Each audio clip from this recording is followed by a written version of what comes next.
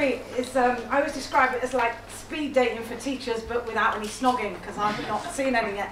And both of these guys I met at Teach Meets, and like at David's one, it was a secondary Teach Meet, and I'm primary, and I was going to talk about phonics and spelling, and hadn't got anything relevant to share, and I sort of tweaked it, and then at Amjad's, I walked into a room, and a success for me up until then had been, like what I saw as success, you know, as a teacher, was to be more middle class and more white.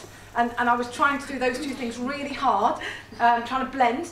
But obviously with this hair and this bum, blending was very difficult. And I could just about pull the middle class one on if I don't speak or share any views. But the white thing I've never really nailed.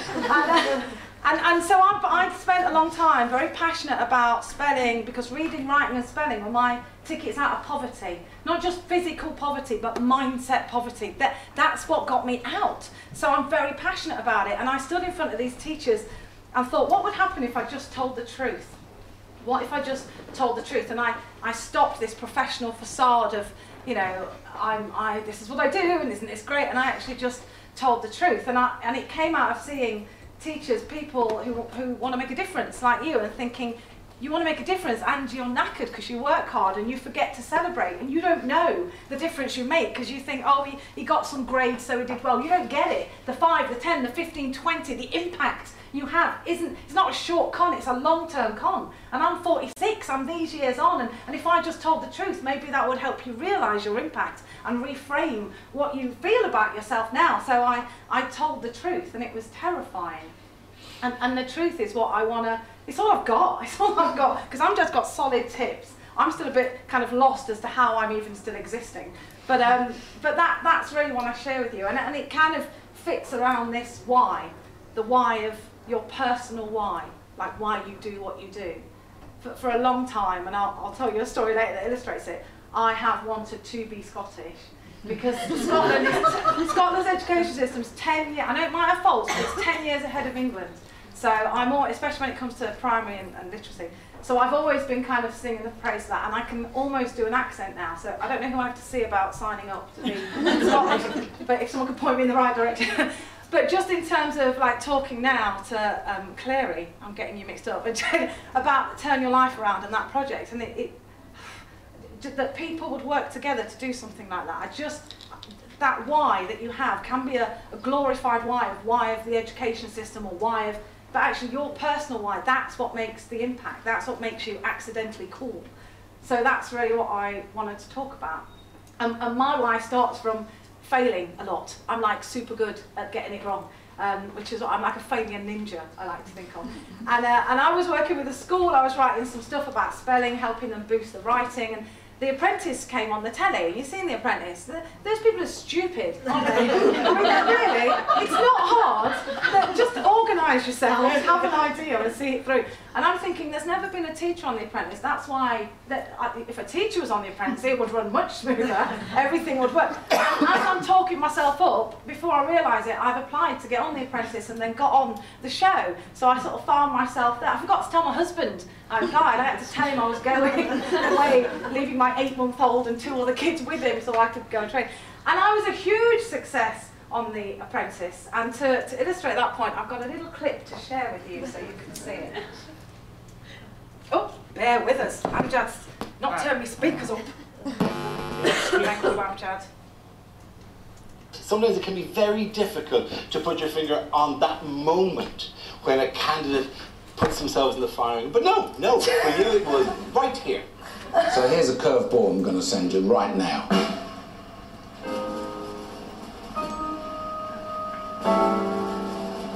Ladies, who's going to be the project manager on this task? I am.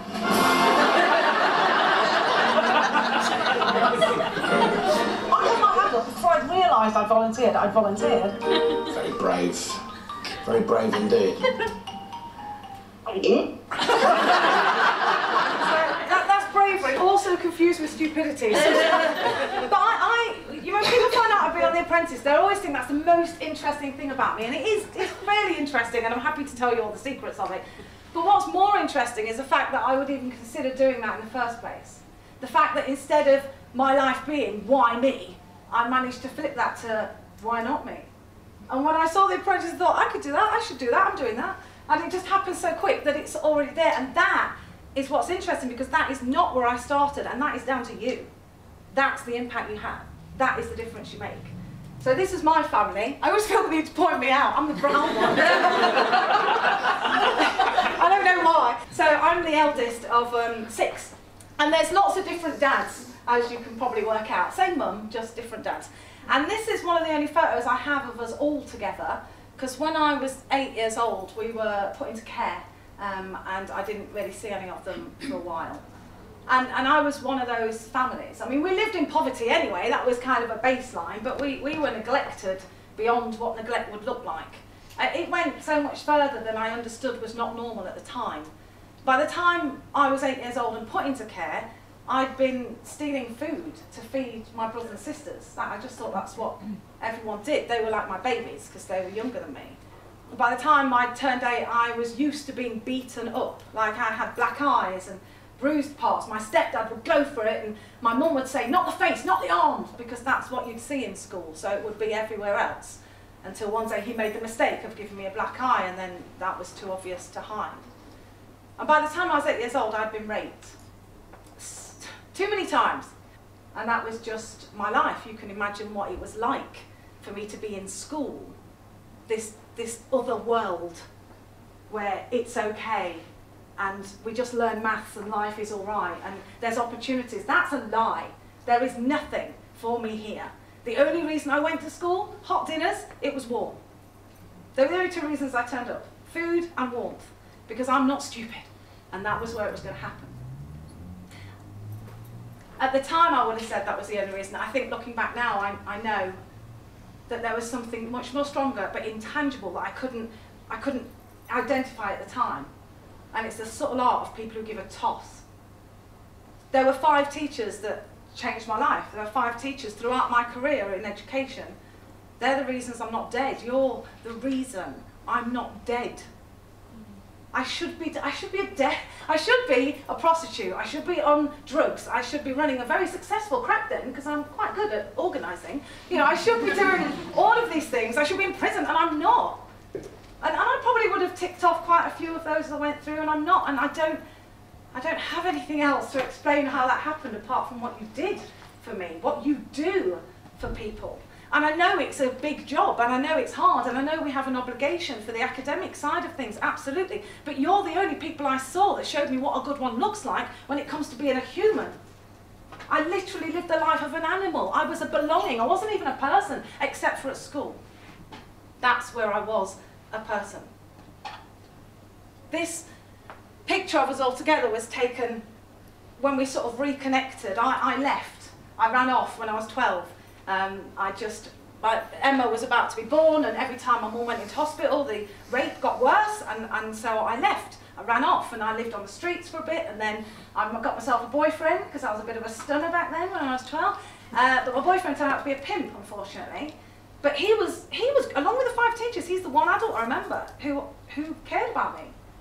He told me that it was wrong what had happened, that I'm lovely. He bought me sweets. He asked me how I was. He let me stay with him. And it wasn't until we were shopping, he took me shopping, and I had to try this outfit on. I remember holding it up, and it's something I wouldn't even wear now, you know. And I remember looking at it, and the first, clear as a bell, thought that came to my mind is Mrs. Cook would not like this. Mrs. Cook was my teacher in year 1. And I dropped it, and I left the changing room, and I pegged it out of that shop. And I ran over the road to there was a police station, a bank, and then social services, and I handed myself in to social services. And I remember going in and saying, I reserve the right to remain silent. That was the last time. Yeah, never again. But they played hardball. They bought me a packet of crisps and a can of fizzy pop, so I told them everything. And I never talked about the sexual abuse, because I didn't know that was, I thought that was all I was worth. I thought I was dirty, cheap, guilty, and worthless. And that was the truth. It wasn't something I suspected, it was something I knew. And this is hard to hear. I thought that the teachers at school knew about it and were okay with it. Because I thought it was obvious about me. And I thought you knew and you were fine. I thought you agreed that I was worth less. When I was 9, my brother and I rescued a dog. I want to say rescued, we manhandled this raggedy dog out of the den he was hiding in, and we took him back home. And this is when you needed a licence in England to own a dog. And someone grassed us up, and we got a visit from some guys in a van. They knocked on the door, and we were in the front room of the house, which is where my stepdad and my mum used to have parties. Like after the pub closed, there was like syringes and half-drunk cans of lager and condoms and stuff around that's just, and that's where we were, because my mum was in the back room with the telly, we weren't allowed in there. So we were having breakfast, which was a plate of broken biscuits, me, Paul, Mark as a baby, and the dog. And I opened the door, and the guy said, "Oh, we've come for the dog." And he sort of had a stick with a loop on, and he came inside, and his indignant face of "I'm doing my job and you're cruel to animals" turned to one of disgust. I know the look of disgust. It's the look I saw in the mirror my entire life. So I know what disgust looks like, and I felt deep shame. And he looked around this room. We looked like Oliver Twist extras standing there in this picture of poverty. And he looked at us, and his face is just like anger and disgust. And he looked me in the eye, and I'll never forget, and he said, "This place is not fit for a dog to live in." And then he took our dog away. And Paul turned to me and said, "Where are they taking Lady?" And I said, "They're taking Lady to a family that can look after her." And all I could think of is, why aren't they taking me? Because it's true, I'm worth less than a dog. The reason I'm telling you this, that guy was doing what he thought was highest and best.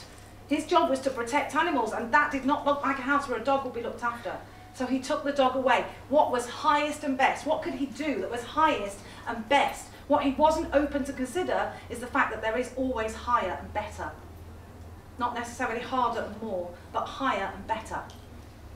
And in that moment, higher and better would have been being human first. That's what was on offer. But he wasn't able to do it out of fear, possibly not out of being evil. You know, he worked for the RSPCA. I'm sure he had some good bones in his body. But I worry sometimes that where we are as teachers, what I did as a teacher is I'm sticking to the plan, I'm ticking the boxes, I'm doing what I need to do, and sometimes I miss that actually just smiling and taking a minute is going to have more impact than the bus stop method for long division ever will. You know, it's also important, don't get me wrong. But it's that sort of thing. So I had 5 teachers, and I want to quickly tell you about them. Mrs. Cook was my infant teacher, and we had this joke in my class where you put, when I was 5, it's not funny now, where you point to the wall and you go, "Look at that nail there. Look at that nail there," and everyone looks, and it's this nail, which is hilarious if you find. Like, it's hilarious once, it's not hilarious every 10 minutes, which is what we did. So Mrs. Cook called me over, and we'd been doing a Christmas display since like the 2nd of September. All we'd been doing was making, gluing gold stuff on shepherds. And it was the whole wall, it was like the whole wall, and in the middle was a gap where the star was going to go. And she said, "Come over here," and I came next to her. She said, "Don't turn around, I don't want to panic everyone." And I'm like, and she said, "We're having a problem with the star, it's too heavy. All night I was trying to get the star to stick. I've tried sellotape, I've tried stapling, I've tried blue tack, nothing works. Christmas is ruined." And I'm like, I don't really know what you're doing. So I sort of look over at the display, and I see this 6-inch nail sticking out of the wall. It's massive. And slowly this thought dawns on me, like, and I say to Mrs. Cook, "But what about that nail there?" And she says, "That's very funny. We're not doing that. We're not doing that now, because this is actually a catastrophe and we need to focus." I'm like, "No, it's a nail, there's a nail." She said, "Yeah, well, we're not." I'm like, "No, Mrs. Cook, look." And she turns to see this nail, which she has clearly put there herself, and she says, "Ladies and gentlemen," which is what she used to call us at 5, "Ladies and gentlemen, this girl has saved Christmas." And I grew 2 inches on the spot. I'm 46, that happened 40 years ago, and I am still feeling what that felt when she gave me that. Completely engineered. I'm sure she did it every year for one of her children, but what she saw about me is that I needed some sort of validation. Lots of the kids in that class came to school to learn. I came in the vain hope that somebody might recognise that I'm worth something. Mr. Williams, when I was 8, was the teacher who asked me what had happened when he saw my black eye, and for once I told the truth and said my stepdad hit me.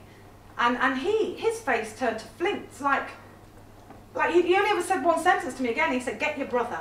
And I went to get Paul, and he put us in the library, and he stood outside the library with a cricket bat in one hand, slapping it into the other hand. I mean, what was he going to do? You know, attack someone? And I thought, I'm in trouble, what's happening? And then eventually a social worker came, in a skirt that was the wrong shade of brown, which is, I know why they were a social worker, that's what they wore. And they got free brown clothes, I'm sure. And then, like men and women, it's unisex. And they took us away. And foster care was hellish. I mean, it was a bag of crap. It was awful. It was probably the worst experience of my life. I mean, it was, because there was disconfirming data that I'm worth something. Like, I punched and kicked Mr. Williams because he tried to tell me that there was another way, and I couldn't cope with that information. I couldn't cope with it, so I pushed it back. I didn't, you know, if you're telling me everything about me is that I have choice, no, it has to be that I can't have choice, because if I have choice, then what does that say about me? Mr. Williams in secondary, Mr. Simpson, sorry, asked me how I was every single day. Most times I swore at him, because I had to go past Mr. Ruddock on the gate first, who would shout at me because I haven't got the blazer on, and because my stepdad sold my blazer down the shop with a load of other stuff, so it's either wear this jacket, which I know you hate, or steal a blazer from a year 7, which I also know you're not fond of, because we've tried that. So every morning he'd be like, "Far! Blazer!" I'm like, and he'd be like, "Detention!" I'm like, and detention was fine, because that 30 minutes you keep me in school is 30 minutes away from the danger that is my house, and 30 minutes closer to the hope of school, so bring it on, Mr. Ruddock. But then I would get to Mr. Simpson, and Mr. Simpson was a geography teacher who used to roll his sleeves up and have his tie undone like he was working hard. You teach geography, sir. And it would lean against the wall like this, like it was so, the effort of teaching geography was exhausting. And every time I passed him, he'd be like, "All right." And I'm like, "You're a weirdo." And I hated the fact that he singled me out, and he did it every day for 5 years. Every day. Miss Archer, when I went on to do, I dropped out of school, then I got into sixth form college. I did A-levels. And Miss Archer just valued every idea I had, even though I clearly wasn't educated to the level of being able to cope with it. And then at the end of A-levels, I failed everything. And I had nowhere to live. I was in a community house. I had nowhere to live. And if I didn't get into university, it was my only hope. But how on earth am I going to do that? People like me don't do things like that. And I said to Jilly Archer, I said, "I can't do it." She said, "What would it look like if you could?" And I'm like, "Have you heard me? I can't. So I don't need your platitudes. I need you to..." She said, "Yeah, but if you could, what would it look?" I'm like, "I'd have to ring every single university in the country and beg them." She's like, "What else?" And I'm like, "What?" And she forced me to list out my roadmap for success. And I did ring every university. I started with Aberystwyth. I started at the A's. I rang Aberdeen University. I spoke to someone in Aberdeen. I said, "Oh, hello, my name's Jazz. I got 2 E's." And she said, 2 E's? That's amazing. And I was like, "Oh, no, 2 E's. Oh, no." And put the phone down. And I was like, and I thought the only thing standing between me and security right now is the fact that I was born in Nottingham and not Scotland. That's easily remedied. So the next place I rang was Bishop Grosseteste College, and I picked up the phone and said, "Hello, my name is Jazz. I got 2 E's." And she went, "Come for an interview." And so I got into be interviewed for Teacher Training College by pretending with a very poor Scottish accent to have which I am not recommending, but it was on the back of Julie saying, "If you cared, you'd do something. What do you want to do?" I care. I'm saying don't give up. So what are you going to do? And I went to the interview, and I'm like, "What am I going to do? I've just got to tell the truth. I can't lie about they're going to see my certificates at some point."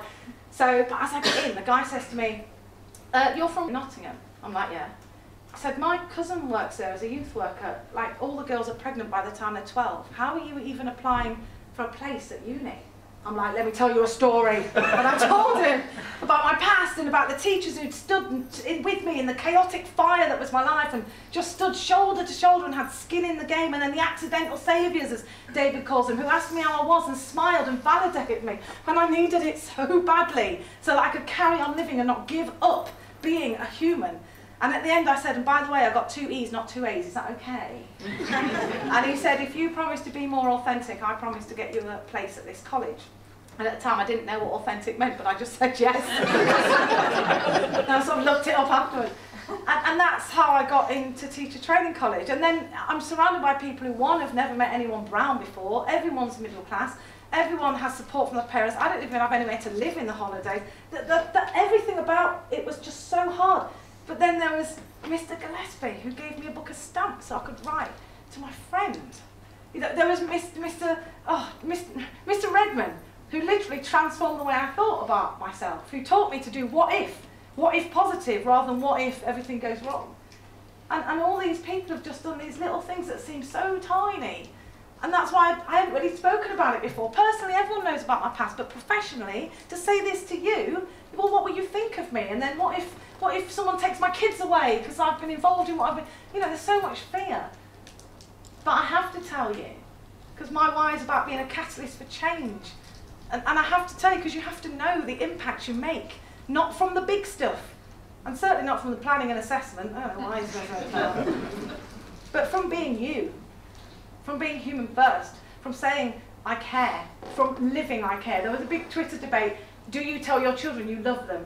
And I thought, would I say to a 15-year-old guy who was taller than me, I love you? Probably not, no. But I would find a way that he knew that was the case. I would do it. I would do the verb rather than the noun. I would live it. He would be under no mistake that I valued, acknowledged, and accepted him and believed in him. Because that's what they did. They just held this vision of success. I wouldn't take no for an answer. This is it. This is it. These are the 3 words that you take away, that you tattoo on your brain. This is what you do. Because without you, this doesn't happen. This is not a miracle. This is a direct result of your intervention in the life of someone whose trajectory was going nowhere fast. This is the impact. And this is what those kids track you down and say in 5, in 10, in 20 years' time. Miss. Because of you. Because of you, sir, that's why we do this. That's our why. Now, I can't track all my teachers down. Mr. Williams probably got fired after the cricket bat incident. I'm not sure Mr. Simpson will be that pleased to see me, to be honest. But I can connect with teachers. I can leave my kids at home and travel to a place that's usually foreign and come in and say to you, what you do makes the biggest difference. I know this for a fact. I know it's about relationships, and I call them ACE relationships. Relationships where authenticity comes first. You know, teachers are advised, don't smile till Christmas. Are you kidding me? Be human first. And everybody wants authenticity. Nobody wants the vulnerability that comes in hand with it. I had a company ring me up saying, can you help us appear more authentic? I'm like, I could do that without leaving the house. Be more authentic, bye. And it's like, no, we know that's an option.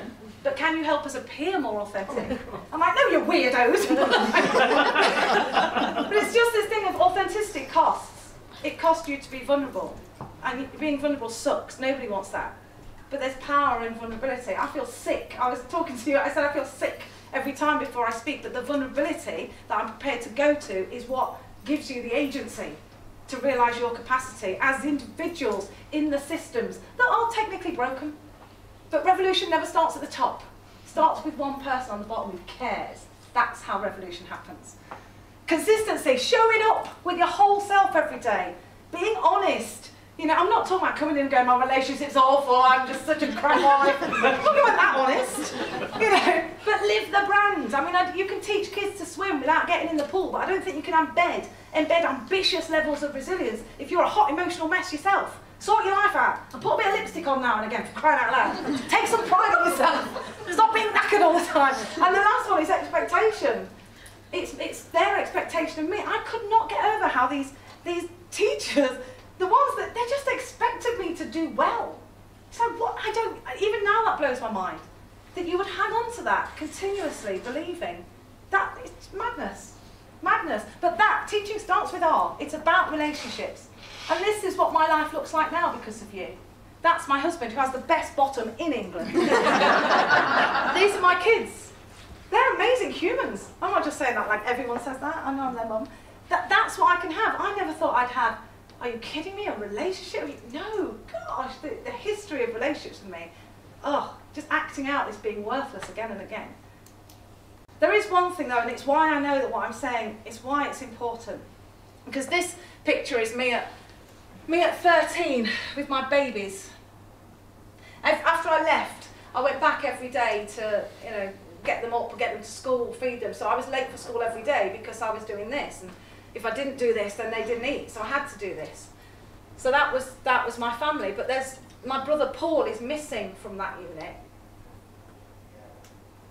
When I was on The Apprentice, no one knows you're on that show. You have to lie and say you won a Miss World competition. I don't know what I said to people, because you're going to be away for 8 weeks. But when it came out, the night before it came out, it's going to hit the papers.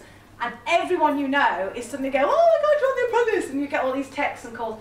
And the night before it came out, I missed 3 calls from 3 of my siblings who I hadn't spoken to for like 15 years. They won't, they wouldn't talk to me because I left them. I saved myself. And so we weren't talking. And they phoned me, so I phoned the one back that I'm least likely to argue with. And I said, what's up, have you seen that I'm famous? You want to know me now? And they said, no, Paul's dead. And I'm like, what? No, he isn't. I said, yeah, he's dead. He took a heroin overdose and died. And this was like 2 weeks before his 40th birthday. He's not a heroin addict. He has a job and a child. And like, how can heroin addict? No, it can't be true. And yet it was. Heroin's quite expensive. I mean, he'd got a tax refund and just took stuff that was stronger than he was used to, and he never took it that often, so when he did take it. The reason this is important is because my brother and I had the same life. The only difference is that I had you and he didn't. That's the difference. I had relationships with 5 teachers across the time, and people in between, accidental heroes in between who just connected and cared and did little things. And because those 5 teachers embedded this hope, and then the hope kept being kind of twinkled and lit again by these other voices, I was able to go, why not me? And he didn't. I'm not saying it's your fault. I know it's not personally your fault. I went to my brother. But I'm just really interested in the fact that same background, same life, same upbringing. Difference, you. So the next time you're knackered, and the next time you think you're not having an impact, either because you're a millennial and you have to have an impact in a week, otherwise you're not worth it, or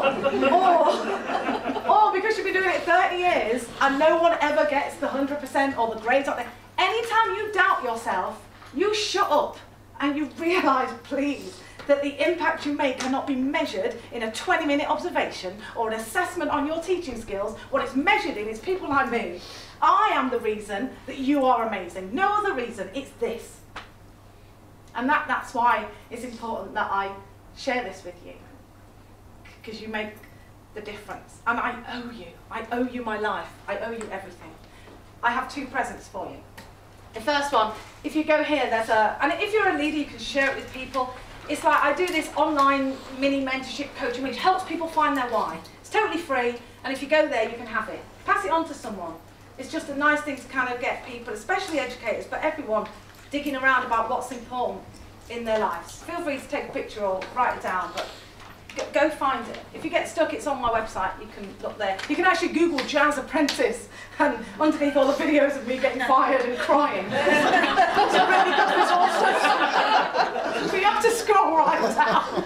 It's a gift. And the other thing I've got, like David said, is I've had some badges made, and the badges say the truth about you. I don't want you to take one unless you're going to believe it and live it, because that's what makes it powerful. Because you are not on your own, even though it feels like that sometimes. Work, this isn't work. This is a gift. This is something bigger. This is a mission, what we do. Changes, because it literally transforms. And then lives.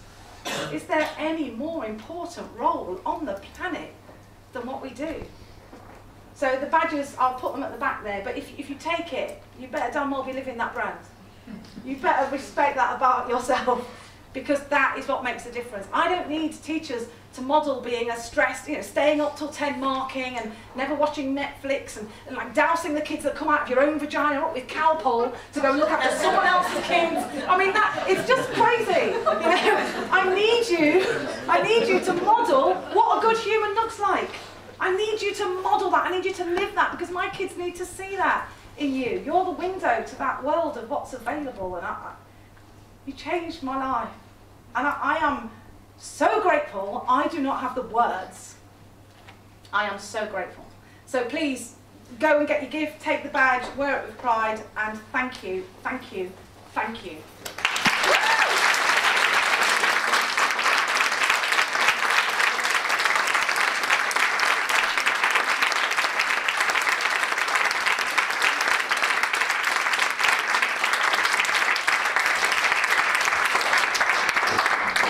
She's actually not that attentive.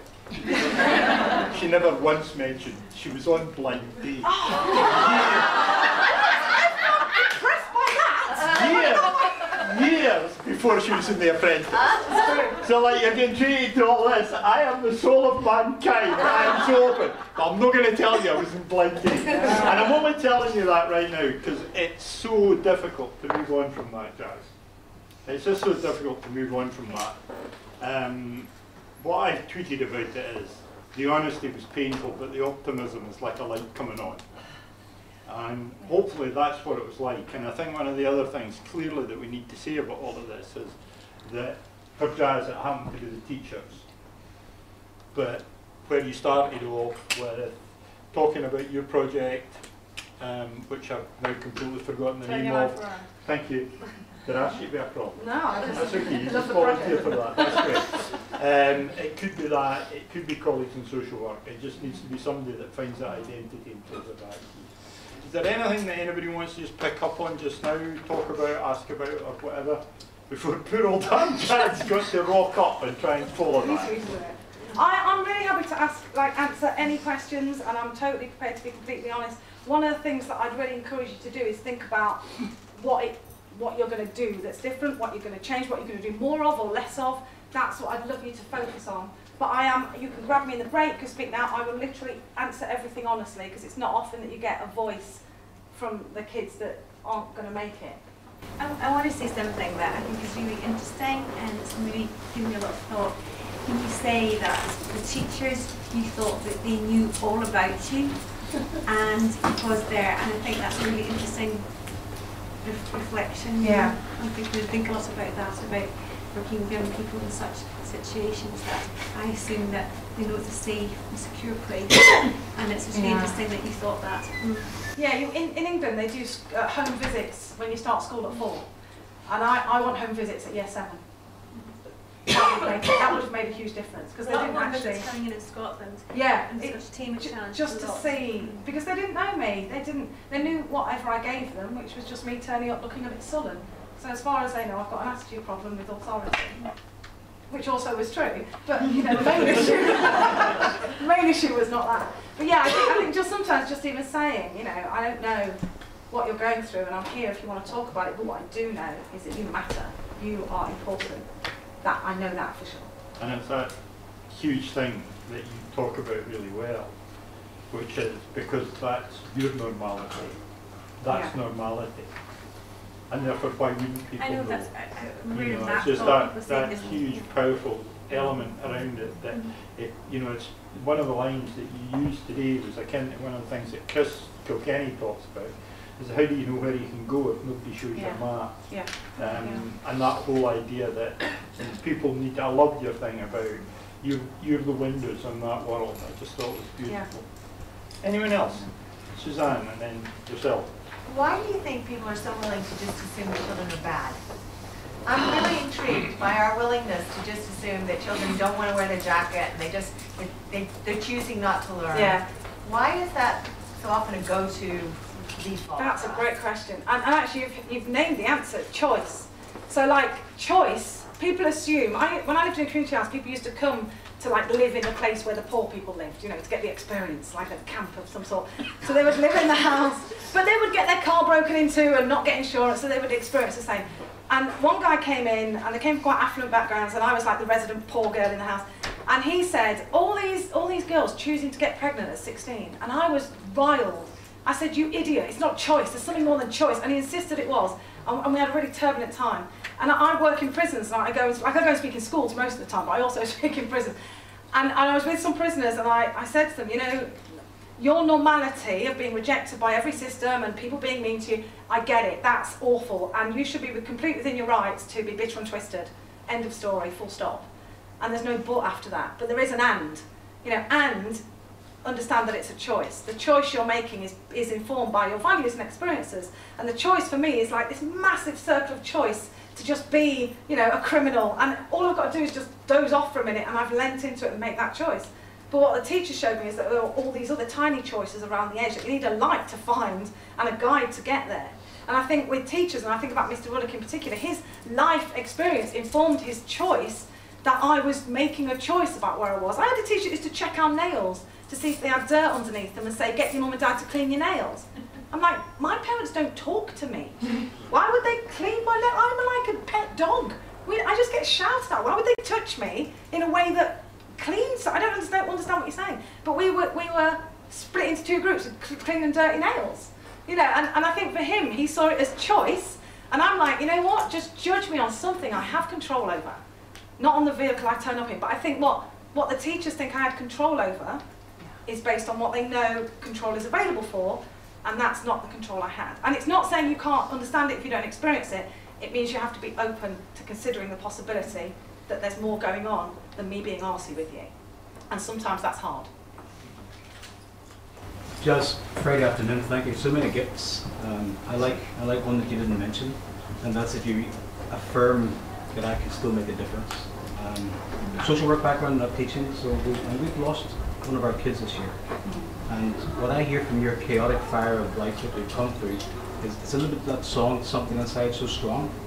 Yeah. And I wonder, do you have any words about how we find that thing inside each child that we work with that's strong enough to get them through that chaotic fire of life? Yeah, I mean, I really believe that as humans, just as a species, you know, there's some sort of Maslow's human need about connection. So I felt like, and I feel like it sometimes now, like I'm a mobile phone when you go to a foreign country and you get off the plane, you turn your phone on, and your phone's trying to find a connection to some foreign network and sort of connecting to, I feel like that. I felt like that. I felt like I turned up at school with my hood up and head down and like swearing at people. But what I'm desperately trying to do is look, is there any data that tells me that I'm looking for that connection. And I always say to people, you know, you want to enroll kids. But like if you were in business, if your business was making skateboards and you could make the best skateboards in the world, the cheapest, the best skateboards, and then you decided to wrap those skateboards up in blue Tiffany jewellery paper with ribbons and Times New Roman embedded silver font, no self-respecting skater would buy those skateboards, even though they're the cheapest and the best, because they look like girls' jewellery. And sometimes I think we do that as teachers, as social workers, we have this end product, this value, but we dress it up in something that feels so alien, I feel like it's not available to me. And actually the connection, that's the central thing of those relationships. It's kind of finding a connection. Like, we're both human. I might be an 8-year-old brown, working class, broken child, and you're a social worker, but somewhere along the line, there is a connection that can be found. And just even caring to look for it is what pricks that inner, tweaks that hope, pricks that something inside. It's like, what? Now, I don't know how to process the information. I won't always hear it straight away. But when you talk about losing a child, it's the same as I can't. For now. Currently, right now, you've lost a child. And sometimes that comes to an end, like it does with my brother. But I've got to tell you that everything you embed never goes away. At 12 years old, thinking about Mrs. Cook, who I hadn't seen for 8 years, saved me from becoming a child prostitute.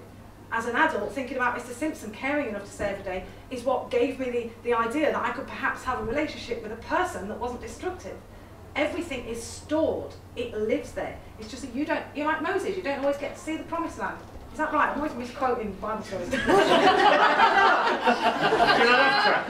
that's badly brought up. Nobody shared the Bible with me. Very quickly, just before I bring you in, Alan McLean, who was formerly Chief Educational Psychologist, he's got a book coming out. It's Carol Craig's Postcard series. And his book is Identity and Recognition. And one of the things he's very good at is this, giving people tools to see if their classroom is identity friendly. And it's that idea of how do you find that identity within the child, and it's that something inside. You know, I love a cliche as well, but that's something inside so strong. But how do you find that? And if his presentation at the conference I heard him speak at is anything to go by, that'll be worth reading, and it'll be short.